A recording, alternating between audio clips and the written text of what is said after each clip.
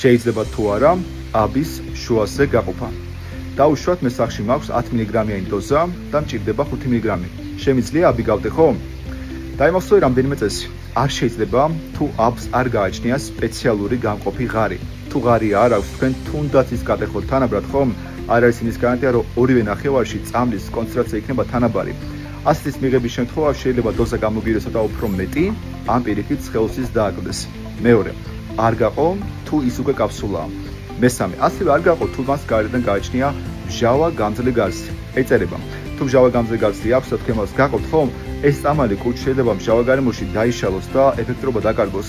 და მეოთხე, გაყოფა ასევე არ შეიძლება თუ ის არის თავის მოქმედებით ხანგრძლივი ან გახანგრძლივებული მოქმედებისა. ეწერება გარედან S არის, X არის, I არის.